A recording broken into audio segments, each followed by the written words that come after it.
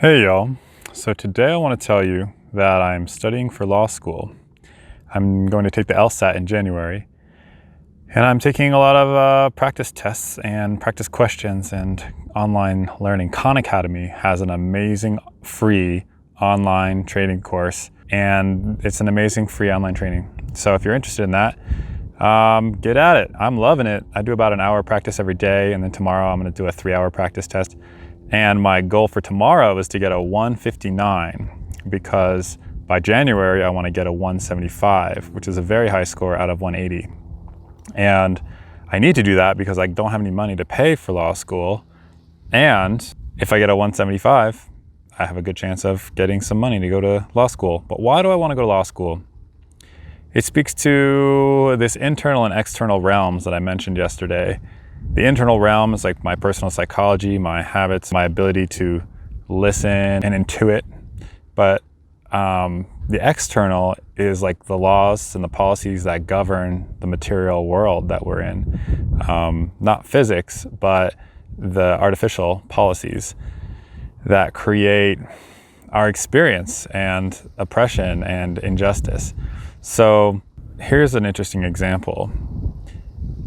I was sitting in a heart circle last night with men and women, and there was a teacher in the group who was really struggling with teaching during COVID, and it reminded me that I was a teacher. I kind of forgot. But yeah, I did a Teach for America type program. It was in Georgia.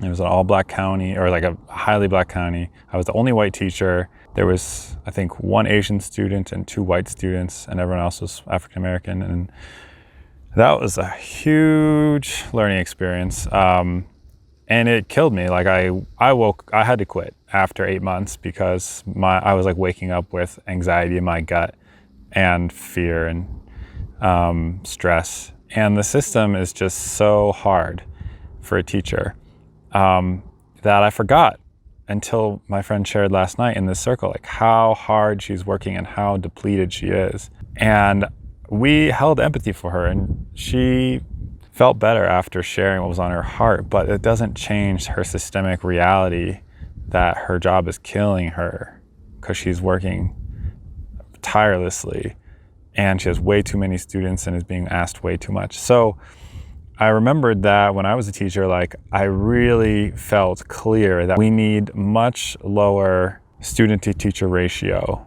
like 1 to 12, like classroom size 12.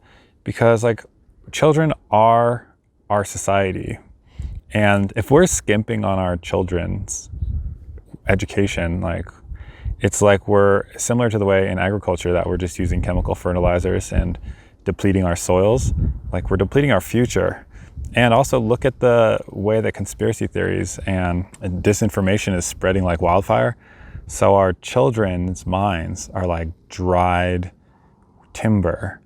And the conspiracy theory spreads because there's lack of critical thinking.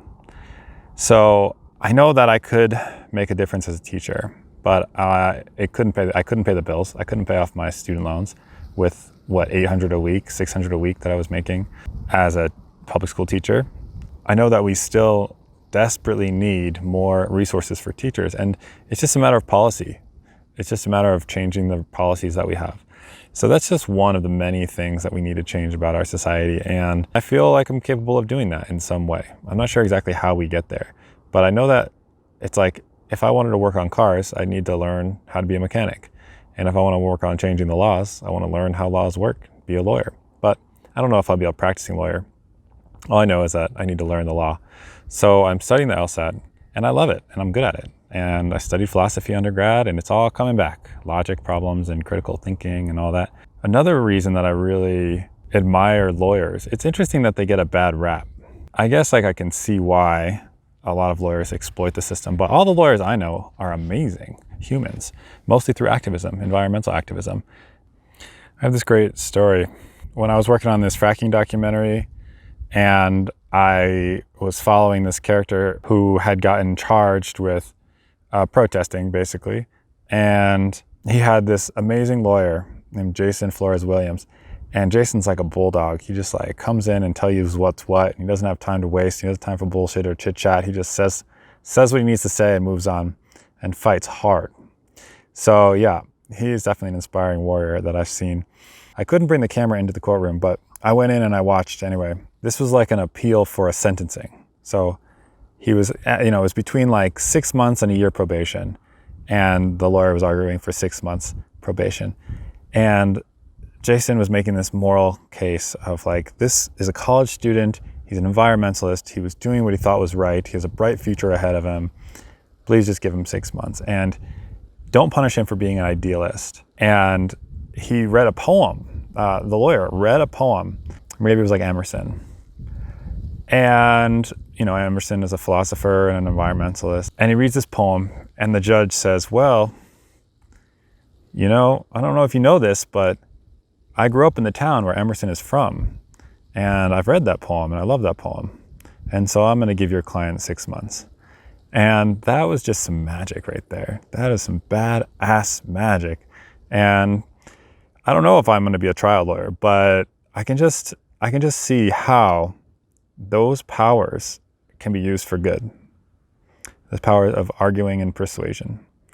And I want that training. I want the training to fight the fight, wherever that fight is, because I know there's going to be fights aplenty. So anyway, with that, I hope you have a great day, and see you tomorrow.